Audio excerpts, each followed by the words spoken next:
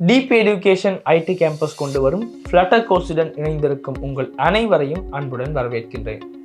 இப்போது நாம் இமெயில் மற்றும் பாஸ்வேர்டு யூஸ் செய்து எவ்வாறு யூசர் ஒருவரை ஆத்தென்டிகேட் செய்வது என பேச போகிறோம். இங்கு நமக்கு 2 முறைகள் உள்ளன. உண்மையில் இங்கு இந்த விடயத்தை சிறிது புரிந்து கொள்ள வேண்டும். உங்களுக்கு தெரியும், யூசர் ஒருவரை ஆத்தென்டிகேட் செய்யும் பொழுது நேரடியாக லாகின் செய்ய முடியாது. முதலில் ரெஜிஸ்டர் செய்து இருக்க வேண்டும். அதாவது இந்த அப்ளிகேஷனுக்கு புதிதாக வரும் யூசர் ஒருவர் என்றால் யூசர் அக்கவுண்ட் ஒன்றை உருவாக்க வேண்டும். அதைத்தான் ரெஜிஸ்டர் செய்தல் என நாம் கூறுவோம். ரெஜிஸ்டர் செய்கின்ற பொழுது வேறொன்றும் நடைபெறும். லாகவுன் செய்யும் பொழுது வேறொன்றும் நடைபெறும். நாம் டிராயிங் போர்டுக்கு சென்று இந்த 2 விடயங்கள் என்ன என்பதை தெளிவுபடுத்திக் கொள்வோம். நாம் இந்த செக்ஷனில் எவ்வாறு நமது அப்ளிகேஷனுக்கு வரும் புதிய யூசர் ஒருவரின் டீட்டெயில்ஸினை எடுத்து ஃபயர்பேஸ் ஆத்தென்டிகேஷன் ஊடாக ரெஜிஸ்டர் செய்வது என பார்க்க போகிறோம். நாம் முந்தைய பாட்டில் எவ்வாறு நமது யூசரை அனானிமஸ்லி விதத்தில் லாகின் செய்வது என்பதை பற்றி பார்த்தோம். இந்த பாட்டில் நாம் எவ்வாறு நமது யூசரை இமெயில் அண்ட் பாஸ்வேர்ட் என்ற மெத்தட் மூலம் ஆத்தென்டிகேஷன் செய்வது என்பதை பற்றி பார்க்க போகிறோம். நாம் ஃபயர்பேஸ் ஆத்தென்டிகேஷன் சர்வீஸ் உள்ளே வந்து சைன்இன் மெத்தட்ஸுக்கு செல்வோம். அதன் பின்னர் நமக்கு புதிய ப்ரொவைடர் ஒருவரை ஆட் செய்ய முடியும். இப்போது நாம் செய்ய போவது இமெயில் அண்ட் பாஸ்வேர்ட் என்ற ப்ரொவைடரை ஆட் செய்வதாகும். இங்கு இமெயில் அண்ட் பாஸ்வேர்ட் என்பதை எனேபிள் செய்யவும். எனவே நாம் இமெயில் அண்ட் பாஸ்வேர்ட் போன்ற இமெயில் லிங்க் ஒன்றை யூஸ் செய்து எவ்வாறு ஆத்தென்டிகேட் செய்வது என்பதையும் உங்களுக்கு கூறுவேன். அதனால் இதையும் எனேபிள் செய்யுங்கள். பிறகும் நமக்கு இதை எனேபிள் செய்ய முடியும். அதில் இஷ்யூ எதுவும் இல்லை. இந்த இமெயில் லிங்க் என்பது பாஸ்வேர்ட்லெஸ் ஆத்தென்டிகேஷன் மெத்தட் ஒன்று ஆகும். ஆனால் இந்த விடயங்களை ஃபயர்பேஸில் ஹேண்டில் செய்கிறது. நான் இதை சேவ் செய்கிறேன். நீங்கள் கட்டாயமாக அந்த சர்வீசஸ் 2ஐயும் எனேபிள் செய்ய வேண்டும். நீங்கள் காணலாம், நாம் இமெயில் அண்ட் பாஸ்வேர்ட் என்ற சைன்இன் மெத்தடையும் ஆக்டிவேட் செய்து வைத்திருக்கிறோம். இப்போது நமக்கு யூசரின் இமெயில் மற்றும் பாஸ்வேர்டை யூஸ் செய்து கொண்டு யூசர் இங்கு ஆத்தென்டிகேட் செய்ய முடியும். இப்போது நாம் ஆத்தென்டிகேஷன் செய்து ட்ரை செய்ய வேண்டும். ஆத் செய்ய நாம் எதை பயன்படுத்துகிறோம்? நாம் ப்ரொவைடர்ஸாக இமெயில் மற்றும் பாஸ்வேர்டை எடுப்போம். இப்போது இந்த செயல் எவ்வாறு நடைபெறுகிறது? இந்த இமெயில் அண்ட் பாஸ்வேர்ட் விதத்தில் ஆத்தென்டிகேஷன் ஆகும் வேலை எவ்வாறு நடைபெறுகிறது என்பதை நீங்கள் புரிந்து கொள்ள வேண்டும். நினைத்து பாருங்கள், இவர் நமது யூசர். அவரின் பெயர் டாம். டாமின் இமெயில் tom@gmail.com ஆகும். டாமியின் பாஸ்வேர்ட் 123 ஆகும். ஃபயர்பேஸில் டிஃபால்ட் பாஸ்வேர்டின் லென்த் கட்டாயமாக 6 அல்லது 6க்கு மேல் இருக்க வேண்டும். அதை நீங்கள் நினைவில் வைத்துக் கொள்ளுங்கள். அதை நாம் ஆத் எக்ஸெப்ஷனில் அந்த விடயங்களை ஆட் செய்துள்ளோம். நீங்கள் டாக்குமெண்டேஷனை வாசித்தீர்கள் என்றால் உங்களுக்கு அந்த விடயங்கள் புரிந்திருக்கும். இப்போது நாம் இமெயில் அண்ட் பாஸ்வேர்ட் யூஸ் செய்து எவ்வாறு ஆத்தென்டிகேட் செய்வது என உங்களுக்கு விளக்குகிறேன். டாமி இருக்கின்றார். டாமி இப்போது நமது அப்ளிகேஷனுக்கு முதல் முறை லாகின் செய்கின்ற பொழுது டாமியின் இமெயில் மற்றும் பாஸ்வேர்டை உள்ளிட வேண்டும். நாம் இதற்கு கட்டாயமாக கன்ஃபார்ம் பாஸ்வேர்ட் என ஃபீல்ட் ஒன்றையும் ஆட் செய்வோம். இதற்கு டீட்டெயில்ஸ் என்டர் செய்து கொண்டு டாமி என்பவர் லாகின் ஆக வேண்டும் என நினைத்து பாருங்கள். லாகின் செய்யும் போது உண்மையில் என்ன நடக்கிறது? அவர் முதல் முறை லாகின் ஆகும்போது ரெஜிஸ்டர் செய்வதே நடக்கிறது. அவர் முதல் முறை வருகிறார் என்றால் முதலில் அக்கவுண்ட் ஒன்றை கிரியேட் செய்ய வேண்டும். நாம் அதை வேறு நிறத்தில் எழுதிக் கொள்வோம். அக்கவுண்ட் ஒன்றை கிரியேட் செய்து கொள்வதை நாம் பொதுவாக ரெஜிஸ்டர் என கூறுவோம். அதாவது இவர் முதல் முறை நமது அப்ளிகேஷனுக்கு வரும் ஒருவர் ஆவார். அப்படியானால் இவர் எமது பிளாட்ஃபார்மில் அக்கவுண்ட் ஒன்றை கிரியேட் செய்ய வேண்டும். அக்கவுண்ட் ஒன்றை கிரியேட் செய்கின்ற பொழுது நாம் நமது டேட்டா பேஸில் இவரின் டீட்டெயில்ஸை சேவ் செய்கின்றோம். டாமியின் விவரங்கள் இப்போது எனது டேட்டா பேஸில் சேவ் செய்யப்பட்டுள்ளது என நினைத்துக் கொள்ளுங்கள்.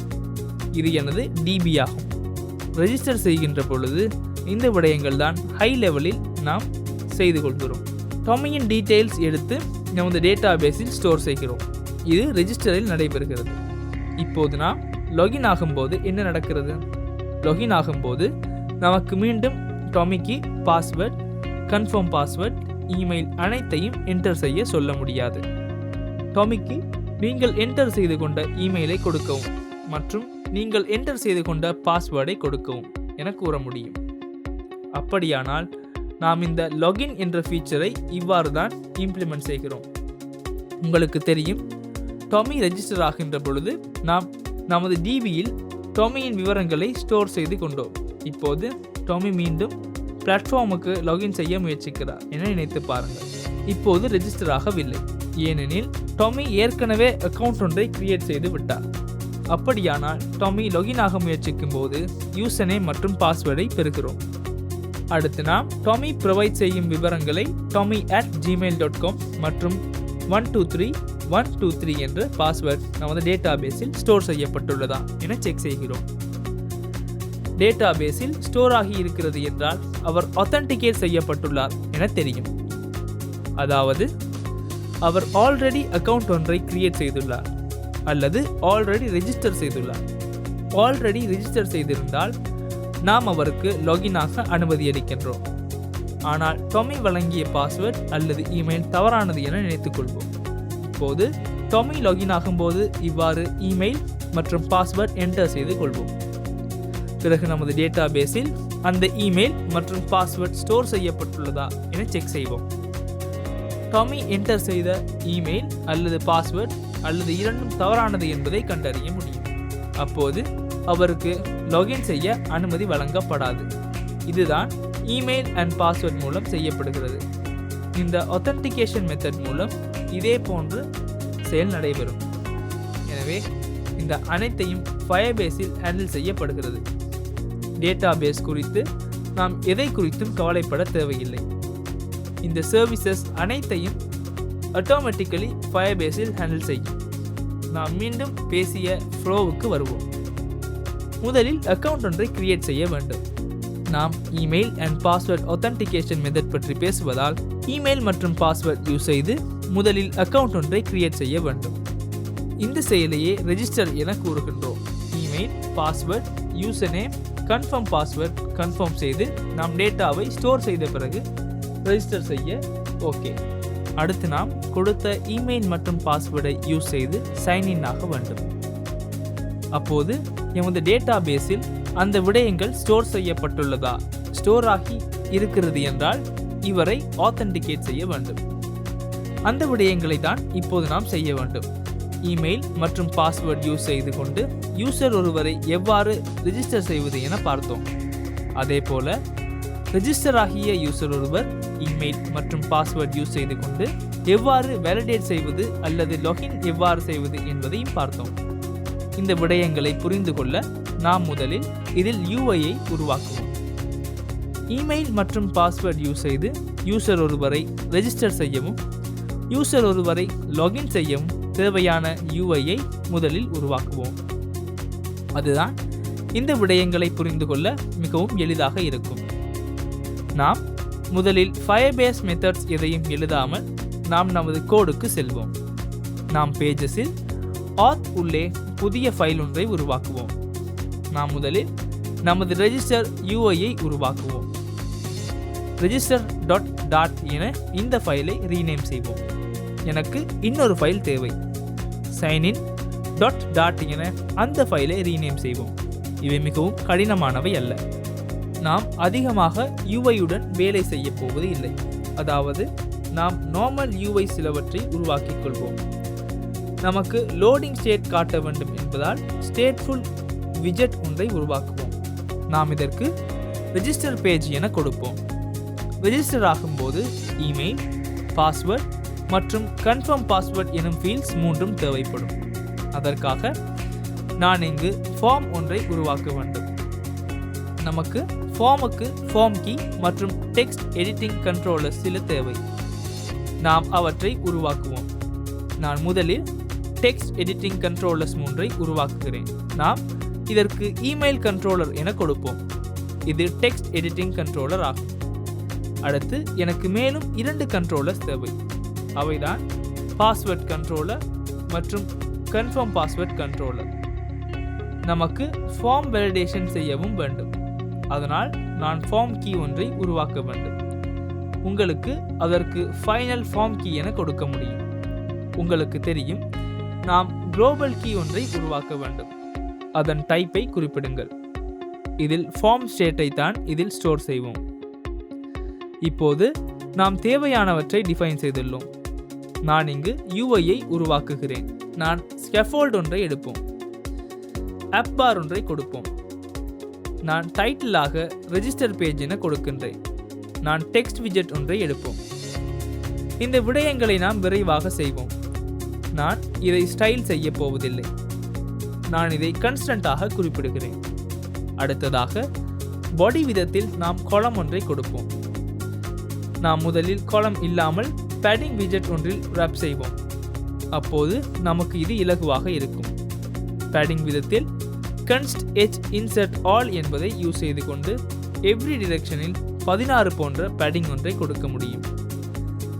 நாம் சைல்ட் விதத்தில் ஃபார்ம் ஒன்றை கொடுப்போம். ஏனெனில் நமக்கு ஃபார்ம் ஒன்றுதான் தேவை. நான் ஃபார்மின் சைல்டாக காலம் ஒன்றை கொடுக்கின்றேன்.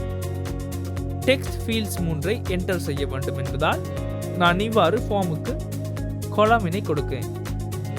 கண்டிப்பாக ஃபார்முக்கு நாம் கிரியேட் செய்து கொண்ட ஃபார்ம் கீயை பைண்ட் செய்யுங்கள். உங்களுக்கு காலமுக்கு சில்ட்ரனை பாஸ் செய்ய முடியும்.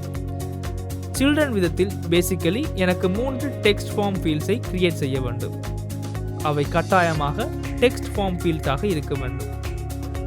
நாம் ஃபார்முடன் வேலை செய்வதால் ஃபார்ம் உள்ளே நாம் டெக்ஸ்ட் ஃபீல்ட்ஸ் அல்ல டெக்ஸ்ட் ஃபார்ம் ஃபீல்ட்ஸை தான் கொடுக்க வேண்டும். அப்போதுதான் வேலிடேட்டர்ஸ் பாஸ் செய்ய முடியும். நாம் டெக்ஸ்ட் ஃபார்ம் ஃபீல்டு ஒன்றை எடுப்போம். நாம் முதலில் எதை பாஸ் செய்ய வேண்டும் என உங்களுக்கு தெரியும். முதலில் இமெயில் கண்ட்ரோலரை பாஸ் செய்வோம். பிறகு நான் கீபோர்ட் டைப்பை டிஃபைன் செய்கிறேன். உங்களுக்கு தெரியும், இங்கு கீபோர்ட் டைப்பானது இமெயில் அட்ரஸ் ஒன்று ஆகும். அடுத்ததாக இங்கு நான் சிறிய டெக்கரேஷன் ஒன்றை கொடுக்கின்றேன். ஏனென்றால் எனக்கு லேபிள் ஒன்றை போல ஆட் செய்ய வேண்டும். நாம் இன்புட் டெக்கரேஷனாக லேபிள் டெக்ஸ்ட் ஒன்றை இதற்கு கொடுப்போம்.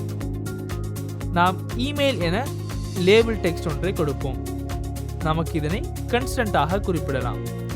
நான் டெக்கரேஷன் ஒன்றை கொடுத்தேன். அடுத்து நான் இதற்கு வேலிடேட்டரை கொடுக்கின்றேன். இந்த வேலிடேட்டரில் நான் உங்களுக்கு பெரிய விடயம் ஒன்றை கற்றுத்தருவேன். உங்களுக்கு ஞாபகம் இருக்கும், நான் முன்பு இமெயில் ஒன்றோ எவ்வாறு வேலிடேட் செய்வது என கற்றுக் கொடுத்தேன். அதற்கு ரீஜெக்ஸ் எக்ஸ்பிரஷன் ஒன்று உள்ளது. இப்போது அதை எவ்வாறு செய்வது என விளக்குகிறேன். நாம் முதலில் நார்மலி வேலிடேஷனை எழுதுவோம். முதலில் நாம் இவர் என்டர் செய்து கொண்ட வேல்யூவை நல் அல்லது எம்டியாக உள்ளதா என பார்க்க முடியும்.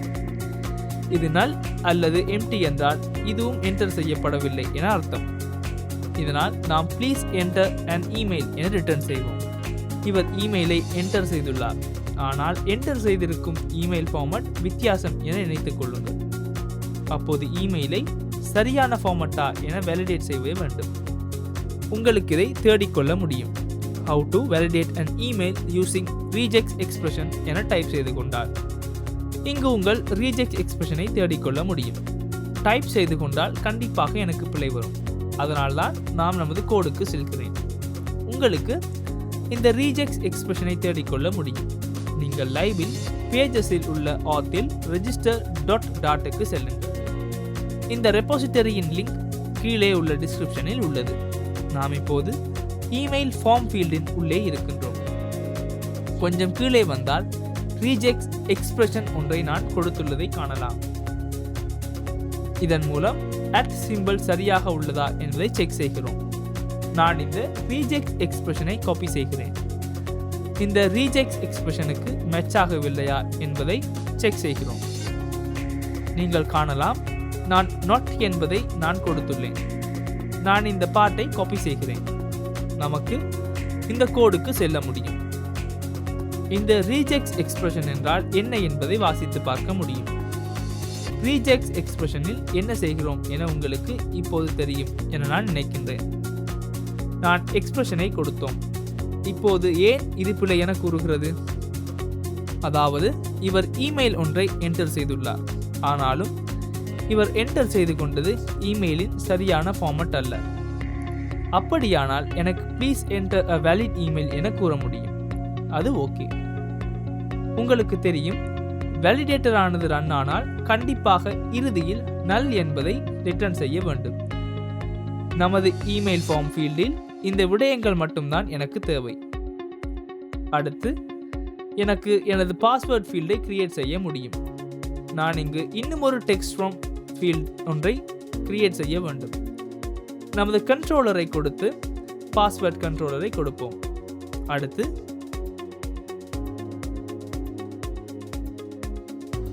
உங்களுக்கு ஞாபகம் இருக்கும், நாம் பாஸ்வேர்ட் ஒன்று என்பதால் obscure டெக்ஸ்டை ட்ரூ ஆக்க வேண்டும். அதாவது செக்யூர் விதத்தில் டைப் செய்யப்படுபவை என்ன என காட்டாமல் இருக்க வேண்டும். அடுத்ததாக நான் இந்த டெக்கரேஷனை காப்பி செய்கிறேன். சேம் டெக்கரேஷன் தான் நமக்கு வர வேண்டும். இங்கு நாம் பாஸ்வேர்டை பாஸ் செய்ய வேண்டும். obscure டெக்ஸ்ட் ஆனது ஓகே, டெக்கரேஷன் ஆனது ஓகே. அடுத்ததாக நமக்கு இங்கு வேலிடேட்டரை பாஸ் செய்ய முடியும். வேலிடேட்டரின் வேல்யூவை எடுத்து நாம் முன்பு செய்தது போல முதலில் எதுவும் என்டர் செய்யப்படவில்லையா என செக் செய்யவும்.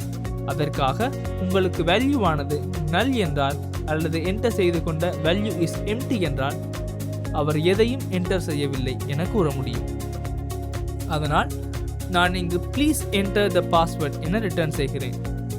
ஃபயர்பேஸில் டிஃபால்ட் பாஸ்வேர்டின் லென்த் ஆனது 6 விட அதிகமாக இருக்க வேண்டும் என நான் கூறினேன்.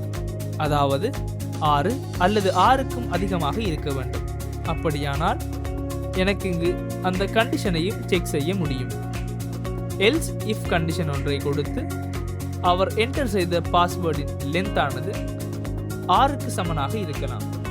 அதனால் 6ஐ விட குறைவா என பார்க்கலாம். அப்படியானால் அவர் பாஸ்வேர்டுக்கு சிறிய பாஸ்வேர்டு ஒன்றை தான் கொடுத்துள்ளார் என கூற முடியும். அப்படியானால் நான் password must be at least 6 characters long என கொடுக்கிறேன்.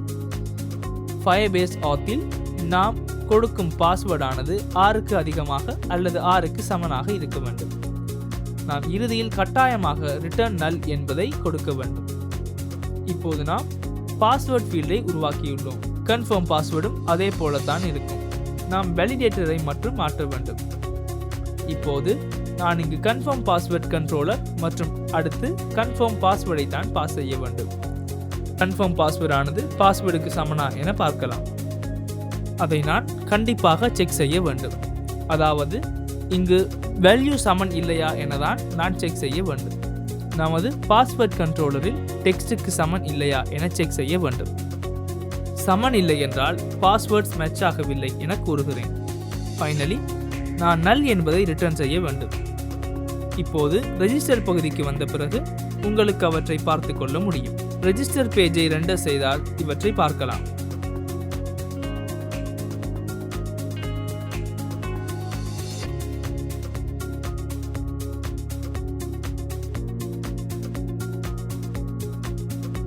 இப்போது நான் ஹோம் பேஜுக்கு செல்கிறேன்.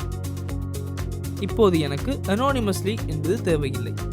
இப்போது அனோனிமஸ்லி விதத்தில் எவ்வாறு செய்வது என உங்களுக்கு தெரியும். இங்கு நான் எனது ரெஜிஸ்டர் பேஜை தருகிறேன். ரெஜிஸ்டர் பேஜில் யூஐயை பார்க்கலாம். நீங்கள் காணலாம் இமெயில், பாஸ்வேர்ட் போன்றவை ஓகே. அடுத்ததாக எனக்கு சப்மிட் பட்டன் ஒன்று வேண்டும். அடுத்து லிங்க் ஒன்றும் வேண்டும். அதை கிளிக் செய்த பின் ஏற்கனவே லாகின் செய்யப்பட்டிருந்தால் எனக்கு ரெஜிஸ்டர் பேஜுக்கு செல்லக்கூடியதாக இருக்க வேண்டும். அவற்றை நான் உருவாக்க வேண்டும். நாம் மீண்டும் ரெஜிஸ்டர் பேஜுக்கு செல்வோம். இவற்றை கொடுத்து நான் சைஸ்ட் பாக்ஸ் ஒன்றை கொடுக்கின்றேன். இப்போது நாம் ரெஜிஸ்டர் பட்டனை தான் கொடுக்க வேண்டும். நான் இவ்வாறு சைஸ்ட் பாக்ஸ் ஒன்றை கொடுக்கின்றேன்.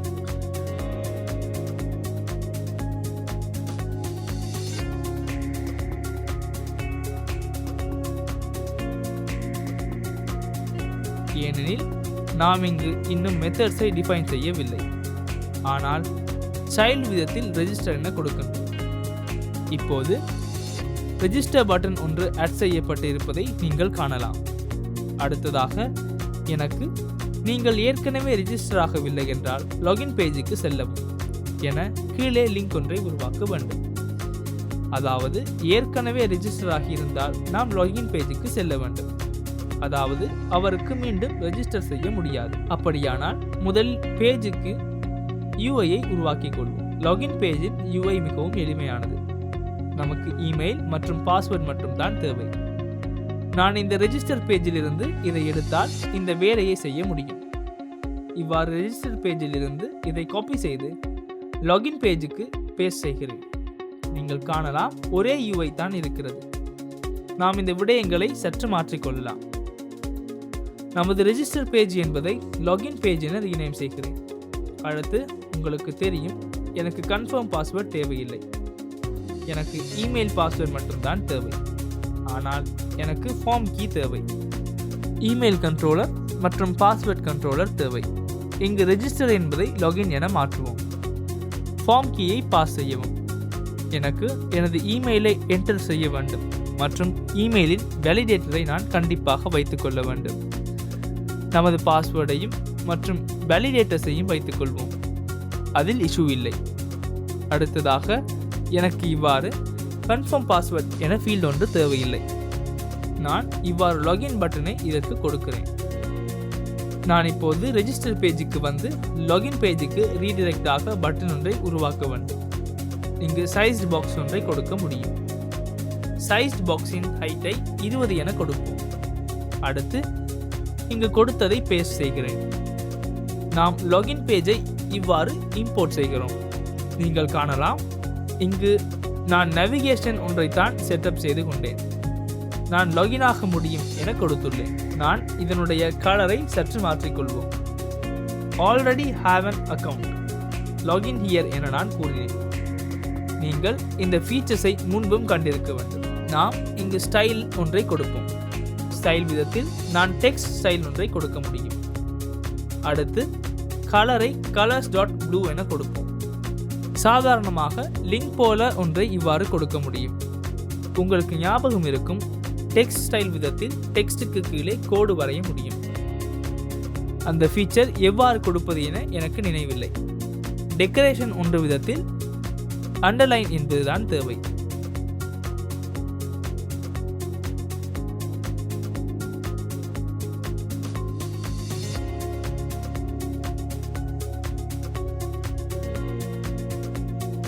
அண்டர்லைன் இல்லாவிட்டாலும் பிரச்சனை இல்லை. நானாக இங்கு அண்டர்லைனை நீக்குகிறேன். இவ்வாறு நன்று. இப்போது நான் இதை கிளிக் செய்த பிறகு நான் லாகின் பேஜுக்கு செல்கிறேன். லாகின் பேஜிலிருந்து மீண்டும் ரெஜிஸ்டர் பேஜுக்கு செல்லக்கூடியதாக இருக்க வேண்டும். நாம் அதையும் உருவாக்கலாம். நாம் லாகின் பேஜுக்கு செல்வோம்.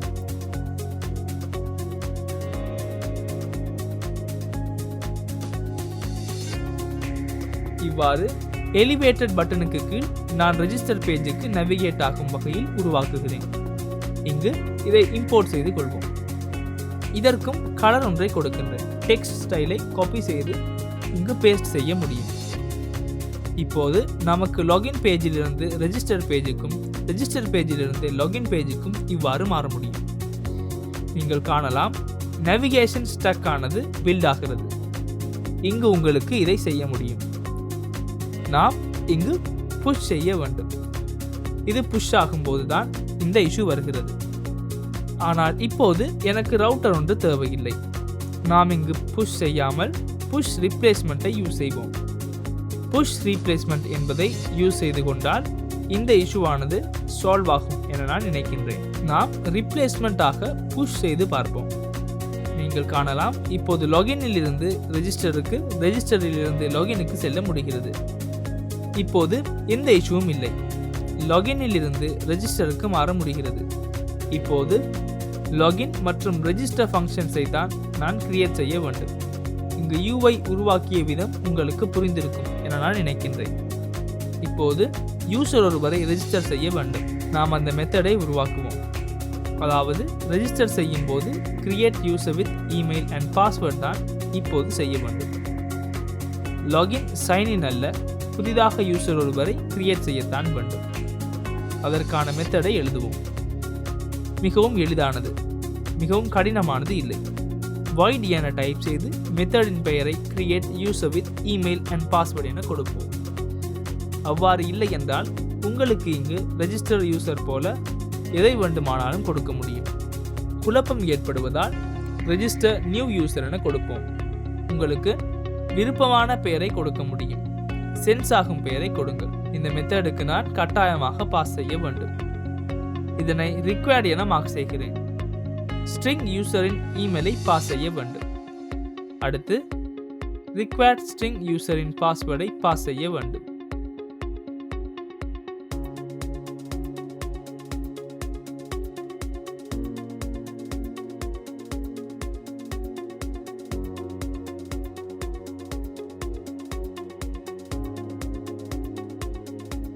இதனை அசிங்க் என மார்க் செய்யவும். இங்கு ஸ்ட்ரிங் என்ற எரர் ஒன்று வருகிறது. இங்கு லைப்ரரிஸ் வகையொன்று இம்போர்ட் ஆகியுள்ளது என நினைக்கின்றேன். அதுதான் இந்த இஷ்யூ. அன்யூஸ்ட் லைப்ரரிஸ் இருந்தால் அவற்றை நீக்குங்கள். இவற்றையும் நான் யூஸ் செய்வதில்லை. ஃபயர்பேஸ் ஆத் மற்றும் ஆத் எக்ஸெப்ஷன்ஸ் என்ற இம்போர்ட்ஸ் 2 மட்டும் எனக்கு தேவை. ரெஜிஸ்டர் நியூ யூசர் எனும் மெத்தடுக்கு நான் கட்டாயம் யூசரின் இமெயில் மற்றும் பாஸ்வேர்டை பாஸ் செய்ய வேண்டும். இப்போது நீங்கள் யூசர் ஒருவரை கிரியேட் செய்ய முடியும். நான் ட்ரை கேட்ச் பிளாக் ஒன்றை கொடுக்கின்றேன். கேட்ச் பிளாக் ஒன்றை கொடுப்போம். எரர் ஒன்று வரலாம். எரர் வந்தால் எரர் கிரியேட்டிங் யூசர் என எரரை பிரிண்ட் செய்வோம்.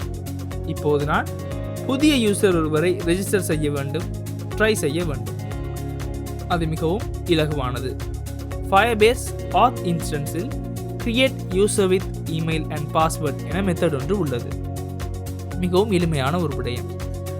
புதிய யூசர் ஒருவரை கிரியேட் செய்ய இந்த மெத்தட் மட்டும் கால் செய்ய வேண்டும்.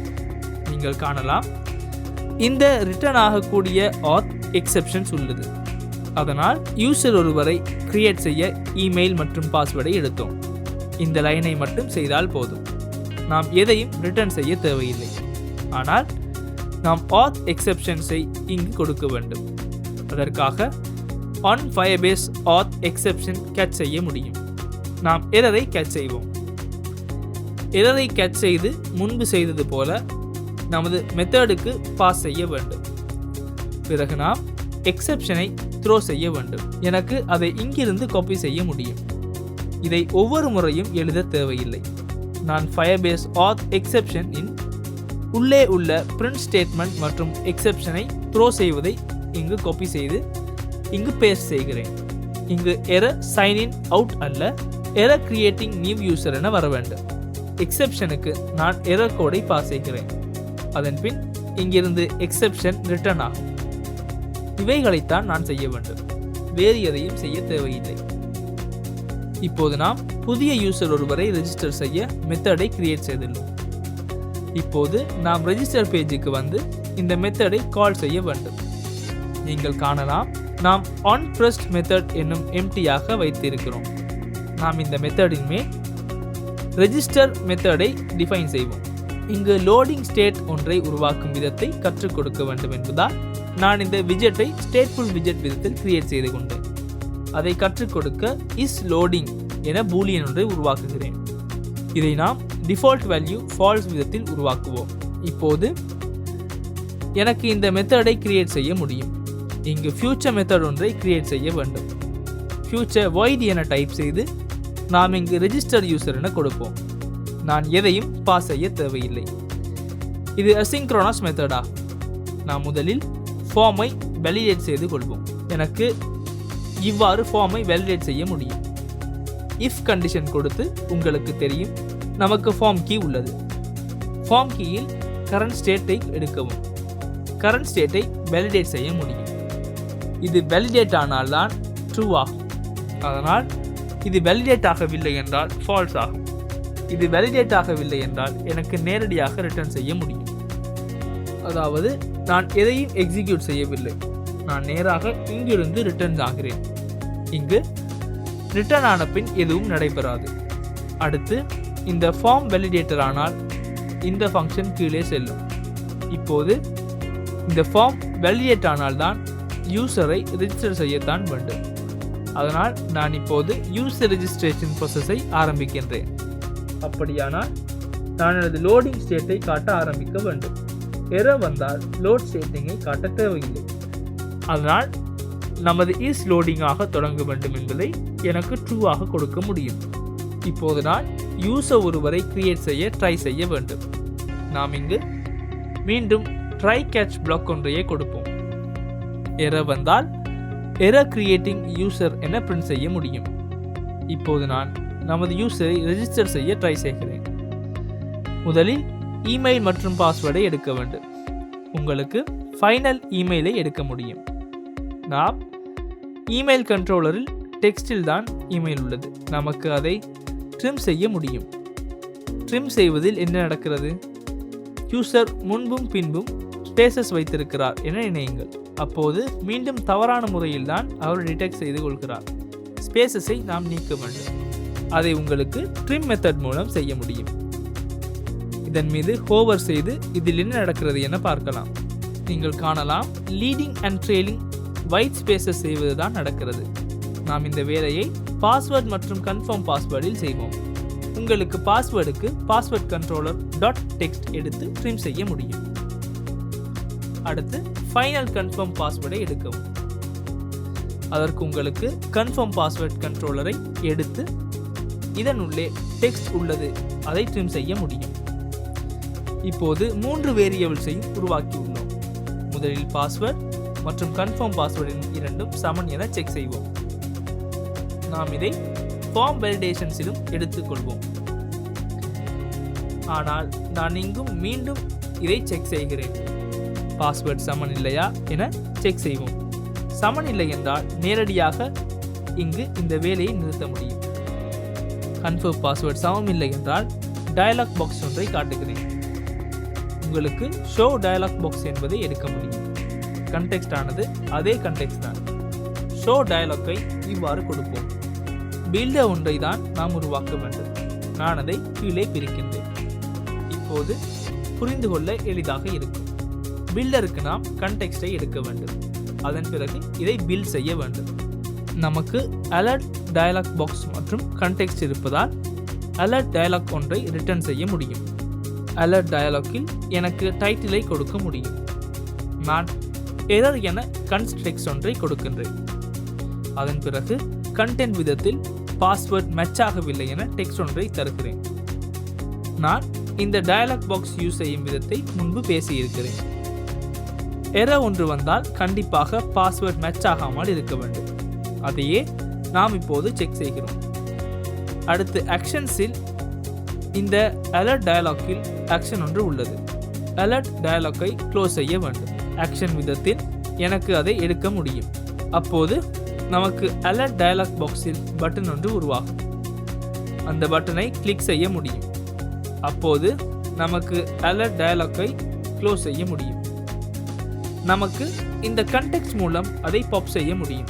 இவை அனைத்தையும் செய்து கட்டாயமாக ரிட்டர்ன் செய்ய வேண்டும். அப்போது இந்த வேலையை நிறுத்த முடியும். அதற்காக உங்களுக்கு டயலாக் பாக்ஸை ஷோ செய்து கொண்ட பிறகு ரிட்டர்ன் செய்ய முடியும். ரிட்டர்ன் ஆகிறது. நமக்கு இங்கு கண்டினியூ செய்ய தேவையில்லை. பாஸ்வேர்ட் மற்றும் கன்ஃபார்ம் பாஸ்வேர்ட் மேட்ச் ஆகவில்லை என்றால் யூசர் நேம் எதையும் பார்க்க தேவையில்லை. இப்போது நாம் இங்கு ஃபார்ம் வேலிட் இல்லையா என செக் செய்தோம். அதன் பிறகு நாம் பாஸ்வேர்ட் 2 மேட்ச் ஆகவில்லை என செக் செய்தோம். கண்டிப்பாக ரிட்டர்ன் ஆக வேண்டும். இவை அனைத்தும் ட்ரூ ஆனால் எனக்கு யூசரை ரெஜிஸ்டர் செய்யத்தான் உள்ளது. நமக்கு அவைட் என டைப் செய்து ஆத் சர்வீஸுக்கு செல்ல முடியும். ஆத் சர்வீஸில் ரெஜிஸ்டர் நியூ யூசர் என்பது உள்ளது. யூசரின் இமெயில் மற்றும் பாஸ்வேர்டை இதற்கு பாஸ் செய்யவும். பின்னர் நாம் கண்டிப்பாக மெயின் பேஜுக்கு நேவிகேட் ஆக வேண்டும். இவை ட்ரூ ஆனால் நமக்கு மெயின் பேஜுக்கு நேவிகேட் ஆக முடியும். நமக்கு எரர் ஒன்று வந்தால் அதை கேட்ச் செய்வோம். பிரிண்ட் செய்வதை விட டயலாக் பாக்ஸ் காட்டுவது நல்லது. நாம் இங்கும் மேலே செய்து கொண்டது போல டயலாக் பாக்ஸ் ஒன்றை தான் கொடுப்போம். பாஸ்வேர்ட் மேட்ச் ஆகவில்லை என்பதற்கும் நாம் டயலாக் பாக்ஸ் கொடுத்தோம். எரர் ஒன்று வந்தால் எரர் ரெஜிஸ்டரிங் யூசர் என கொடுத்தோம். டைட்டிலாக எரரை கொடுத்தோம். அதன் பிறகு பாக்ஸை க்ளோஸ் செய்ய பட்டன் ஒன்றை உருவாக்கினோம். அடுத்து இங்கு மிகவும் முக்கியமானது விடயம் ஒன்று உள்ளது. நாம் ஃபைனலி பிளாக் ஒன்றை ஆட் செய்ய வேண்டும். உங்களுக்கு ஞாபகம் இருக்கும், நாம் நமது லோடிங் ஸ்டேட்டை ட்ரூவாக மாற்றினோம். அதாவது நாம் இதை ட்ரை பிளாக்கை ரன் செய்ய என்றாலும் கேட்ச் பிளாக் ரன் செய்ய வேண்டும் என்றாலும் தொடர்ந்து லோடிங் ஆகக்கூடாது. நாம் இதை ஸ்டேட்டை ஃபால்ஸ் ஆக மாற்ற வேண்டும். அதற்காக உங்களுக்கு ஞாபகம் இருக்கும், நாம் ஃபைனலி பிளாக் பற்றி பேசினோம். ட்ரை பிளாக் ஆனது ரன் ஆனாலும் கேட்ச் பிளாக் ரன் ஆனாலும் ஃபைனலி கட்டாயமாக அது ரன் ஆகும். அதனால் எனக்கு அதை யூஸ் செய்ய முடியும். இங்கு ஃபைனல் அல்ல, ஃபைனலி எனத்தான் உள்ளது. ஃபைனலி என்பதனுள்ளே எனக்கு செட் ஸ்டேட் செய்ய முடியும். நான் இதை மீண்டும் ஃபால்ஸ் ஆக மாற்ற வேண்டும். ஓவரால் இப்போது அந்த மெத்தட் மூலம் யூசர் ஒருவர் ரெஜிஸ்டர் செய்யக்கூடியதாக இருக்க வேண்டும். இந்த மெத்தடை கீழே வந்து கால் செய்வோம். நீங்கள் காணலாம், இந்த மெத்தடுக்கு எதையும் பாஸ் செய்ய தேவையில்லை. அதனால் எனக்கு ரெஜிஸ்டர் யூசர் என்ற மெத்தடை நேரடியாக கொடுக்க முடியும். இப்போது நான் ரெஜிஸ்டர் யூசர் என்பதை கிளிக் செய்து கொண்ட பிறகு நமது வேலிடேஷன்ஸ் வேலை செய்கின்றன. நான் இவ்வாறு எனது பெயரை சமின் என டைப் செய்கிறேன். டைப் செய்து கொண்டால் நீங்கள் காணலாம், please enter a valid email என காட்டுகிறது. நாம் சமின் சந்தீப் 123@gmail.com என இவ்வாறு சரியான இமெயில் கொடுத்தால் அந்த ஃபீல்ட் ஓகே. நீங்கள் காணலாம், இவை 2 இப்போது ஃபீல்ட்ஸ் வேலிட் இல்லை. அடுத்து நான் இங்கு 12345 என கொடுக்கின்றேன். 5 எண்கள். நீங்கள் காணலாம், 12345 ரெஜிஸ்டர் செய்து கொண்டால் 6 கேரக்டர்ஸ் லாங் ஆக வேண்டும் என காட்டுகிறது. அதனால் இங்கு 6 என்பதை கொடுக்கிறேன்.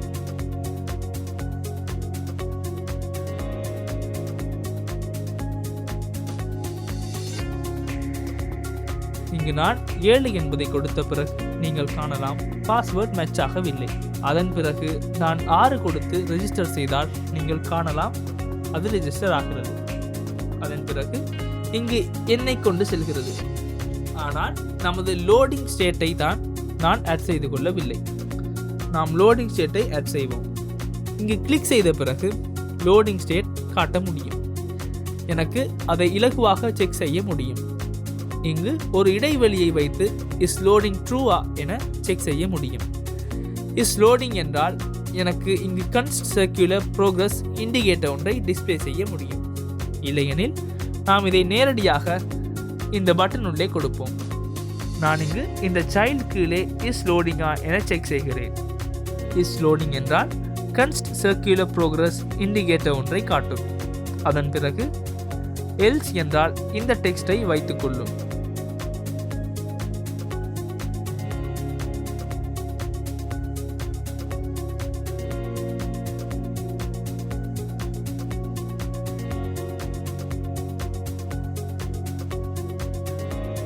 இப்போது நாம் இதை செக் செய்வோம்.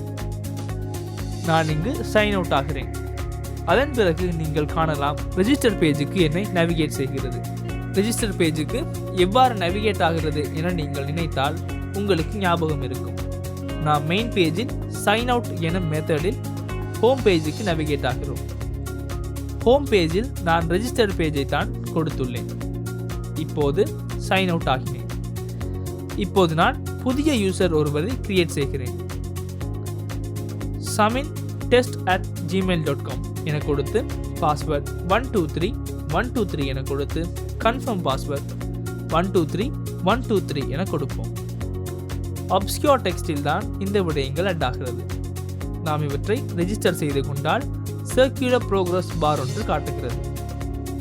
நம்மை நேவிகேட் செய்கிறது. இமெயில் மற்றும் பாஸ்வேர்ட் ப்ரொவைடர் கீழ் 2 யூசர்ஸை கிரியேட் செய்து கொண்டோம். இப்போது நமது யூசர் டேபில் இவற்றை பார்க்கலாம். நீங்கள் காணலாம், ப்ரொவைடர்ஸ் விதத்தில் நமது இமெயில் மற்றும் பாஸ்வேர்ட் ப்ரொவைடரின் கீழ் சமின் சந்தீப மற்றும் சமின் டெஸ்ட் என்ற யூசர்ஸ் 2 பேரும் சேவ் செய்யப்பட்டுள்ளனர். இமெயில் மற்றும் பாஸ்வேர்ட் மூலம் யூசர் ஒருவரை எவ்வாறு ரெஜிஸ்டர் செய்வது என்பது பற்றி இப்போது நல்ல ஐடியா ஒன்று இருக்கும் என நான் நினைக்கின்றேன். இப்போது நாம் யூசர் ஒருவர் ரெஜிஸ்டர் செய்து கொண்டால் மட்டுமே அந்த யூசருக்கு லாகின் செய்ய முடியும்.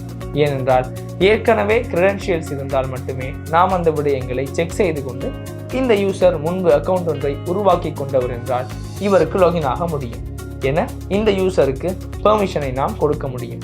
அடுத்த பகுதியில் கிரியேட் செய்து கொண்ட யூசரை எவ்வாறு லாகின் செய்வது என பார்க்கலாம்.